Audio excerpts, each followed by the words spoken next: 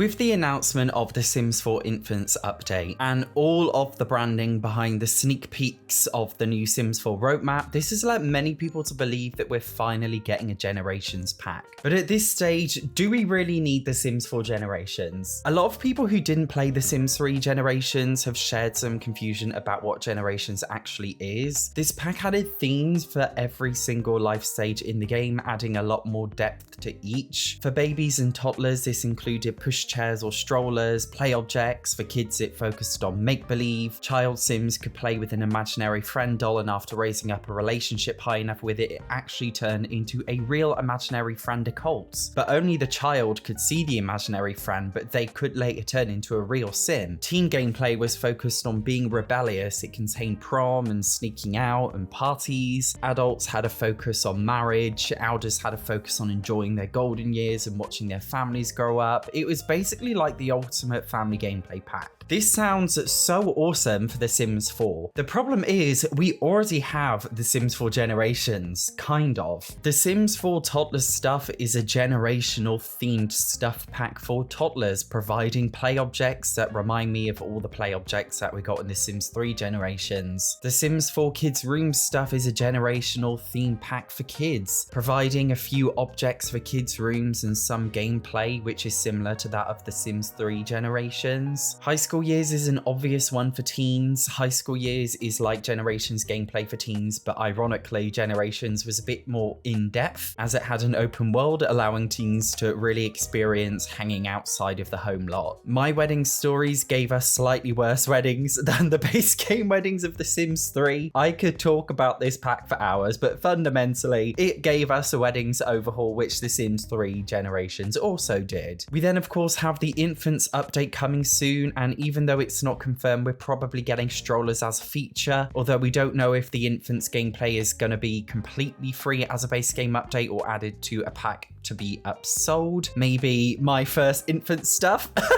We have The Sims 4 Parenthood, which contains gameplay elements that are directly like parenting gameplay that we got in The Sims 3 Generations. We don't have an Elders pack in The Sims 4 yet. Maybe we'll never get one, to be fair, as Elders are often an afterthought. So yeah, we already have The Sims 4 Generations. It's just you have to buy a million different packs in order to get it. But even then, it just doesn't really feel like Generations, and that's why many players are crying out for a Sims 3 Generations pack. But are they actually crying out for a Sims 4 Generations experience, or are they crying out for a better pack system? And that's because one of the key flaws of The Sims 4 is pack isolation. This is a relatively unique to The Sims 4 concept as opposed to previous Sims games. Of course, features isolated to certain packs is common throughout all Sims games. For example, the rather controversial DLC model for adding weather into a life simulation game, when literally every other modern simulation game right now does not treat weather as DLC. But there are many aspects of The Sims 4 that are so disjointed in ways we didn't have in previous Sims games. Dine Out is a perfect example of this. In The Sims 1, restaurants were included in the Hot Date pack, a pack centered around exploring downtown, getting romantic and dating. In The Sims 2, restaurants were a bonus feature added to the Nightlife pack and the Bon Voyage pack. You can also open and manage a proper restaurant in The Sims 2 Open for Business, which is kind of like The Sims 4 Get to Work. And in The Sims 3, restaurants were a rabbit hole experience. Like, to be fair, most Sims 3 experiences were, but they were a base game feature. In The Sims 1, 2, and 3, there was no restaurant pack. There were just restaurants, but in The Sims 4, there is a restaurant pack. Imagine how amazing The Sims 4 Snowy Escape would have been with a restaurant dining experience to go to a sushi restaurant, or my personal favorite from living in Japan, a kushikatsu restaurant. Or The Sims 4 Island Living could have been so nice with some beachside restaurants serving some locally caught fish or something. It's not just current packs which are affected by the pack isolation issue, but also the creation of new potential packs. Many people want hotels in The Sims 4, but realistically, we're never going to get them. Hotels couldn't exist because hotels require a restaurant, and The Sims 4 won't let you dine in a restaurant unless it comes with The Sims 4 Dine Out. The exact same could be said for spas. In The Sims 1, spas came with the Superstar pack, which is like The Sims 4 Get famous. We also got some spa objects in the Sims 1 Vacation Pack. In the Sims 2 Bon Voyage Pack, we got some spa-related objects like a massage table, and in the Sims 3, spas were a rabbit hole experience, just like restaurants, available in the base game. But in the Sims 4, you need a dedicated spa pack. There are some occasions when the Sims team do borrow features from other packs and put them in different packs. For example, the Sims 4 Cool Kitchen Stuff Pack came with an ice cream machine, which was the first time that we've had ice cream in the game, but the High School Years expansion pack also had ice cream vendors in the world. Same with Acne. Parenthood came with Acne, but High School Years later expanded on that, although these are just relatively small features. It's highly unlikely that the Sims team would ever bring a larger isolated feature like a restaurant and implement it in other packs. Have you noticed in The Sims 4 we have tons of street vendor stalls? This is their answer to not giving us restaurants. One great way to describe The Sims 4 that I see many players say is, it's a lonely game. Everything feels so out of place and isolated. Granted, this is aggravated by the loading screen issue and the lack of community lock gameplay issue, but The Sims 4 pack system plays a massive role in making the game feel just so isolated and lonely. Let's be honest, none of us ever leave our home lot when we play The Sims 4, and the isolated pack system plays a massive role in this. In my personal opinion, I do believe that The Sims 4 pack system is exploitive. It forces players to buy multiple packs in order to attain a well-rounded experience, something we never really saw in previous Sims games, at least to the extent that it is now. Does anybody remember The Sims 3 World Adventures? This was my favorite Sims 3 packs and contained 3 humongous holiday destination worlds. But in The Sims 4, each holiday destination world has its own separate pack. Now you may argue, yes, The Sims 4 Snowy Escape is only one world, but it comes with tons of build buy mode stuff and it contains tons of CAS. But again, this is also a big issue in The Sims 4 pack system. Every pack seems to have a quota for containing tons of build mode stuff and CAS stuff, most of which, let's be honest, never really gets used, as at this point there is tons to choose from and it's impossible to use them all. I can't help but feel like build buy items and CAS are used to bulk up packs in order to justify features being spread out so widely, but it doesn't need to be that way. No previous Sims game was ever really considered outstanding for build mode, as each kind of came with a few problems, but to be honest, nobody really cared, as the most important thing was always the gameplay. Most packs contained significantly less build buy stuff and CAS stuff compared to the Sims 4 packs, but to this day, most previous Sims 4 packs feel a lot more complete than the Sims 4, and that's simply because the emphasis was on providing a holistic and well-rounded gameplay addition and not providing build and CAS assets. Forcing Sims 4 players to buy a dedicated bowling stuff pack is not a holistic, well-rounded experience. It's a totally isolated experience. Yes, the Sims 4 bowling night stuff contains quite a lot of bowling outfits and bowling themed build stuff, but does it really need to exist? I personally would have just been happy with a singular bowling alley object added to another pack like Get Together. As some of you know, I've been playing older Sims games on my channel for a while now. I have an entire playlist and series on my channel dedicated to it. I will leave the link in the bio to the playlist, by the way. And there are so many random features like bowling alleys or arcade machines that just exist in expansion packs of The Sims 1, 2, and 3. And more importantly, these features were never really regarded as major pack features. They were just small extra bits added to the overall themes of the packs. Whereas in The Sims 4, many smaller features like laundry appear to be dragged out into an entire pack with theme build stuff and CAS stuff. Laundry day literally does not need to exist. People buy laundry day for washing machines and tumble dryers, not for the CAS. And then of course we've got the backyard stuff pack, which just added hot tubs, which were just a base game feature previously in other Sims games, with some previous Sims packs adding new hot tubs now and then as they went along. But in The Sims 4 you need a dedicated hot tub pack, and now hot tubs can't exist in any other pack. EA continue to upsell tiny isolated gameplay features marketed as a large pack experience, and obviously selling more packs makes more money for them, which is obviously why they do it. Allegedly, in my opinion. The Sims 4 has more packs than any other Sims game. In fact, I've honestly never played any game from any genre in my entire life that has as much DLC as The The Sims 4. And the worst thing is, over time, this DLC seems to be getting worse and worse in quality. The Sims 4 My Wedding Stories is a great example of this. It contains weddings, a gameplay element that many Simmers love, but it was implemented so poorly many people have uninstalled the pack because the older base game weddings were much more reliable and less glitchy. The world this pack came with is lovely. That's what many fans of the My Wedding Stories pack say. But wouldn't it have just been nicer to just have weddings gameplay that works instead of a beautiful world with a highly isolated gameplay element that doesn't work? And please do not get me started on the My First Pet stuff controversy.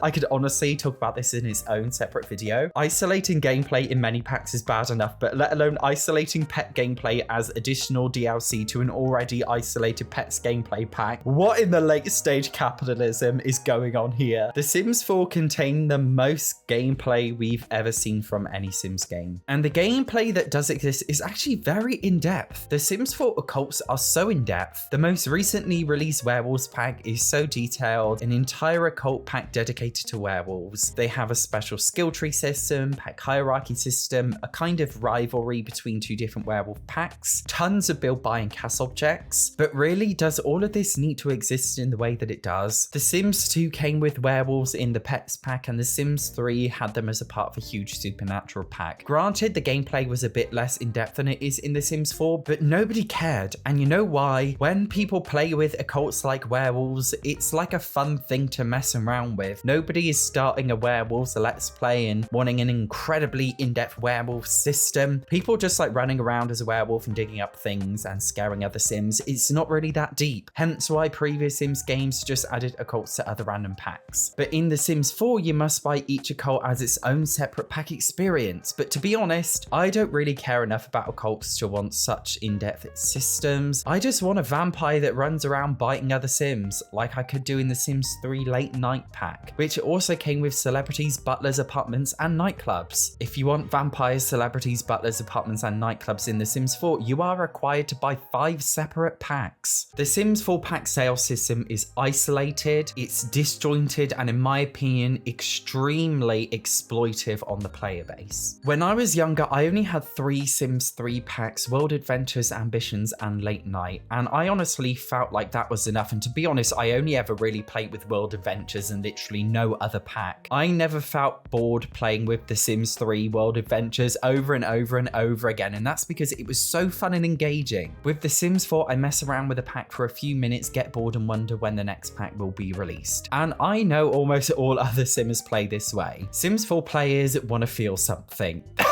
Why does that sound so deep? I just want to feel something.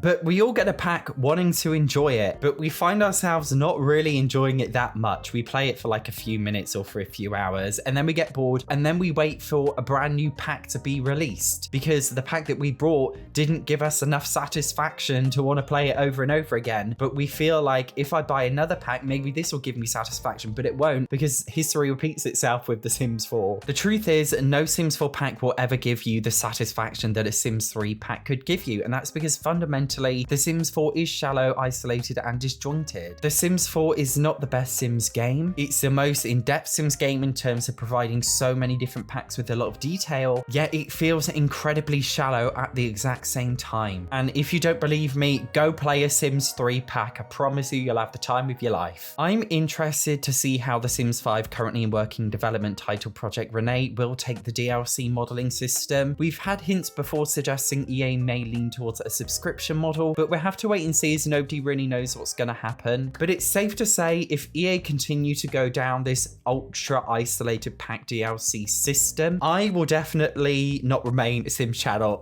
RIP Satch on Sims. It's alright, I play loads of different games. I'm sure I could come up with something. As I said, make sure you watch me play The Sims 3 and The Sims 2. I've included them in separate playlists, especially The Sims 3. You can see how in depth it is. Otherwise, thank you very much for watching this video. See you in the next one.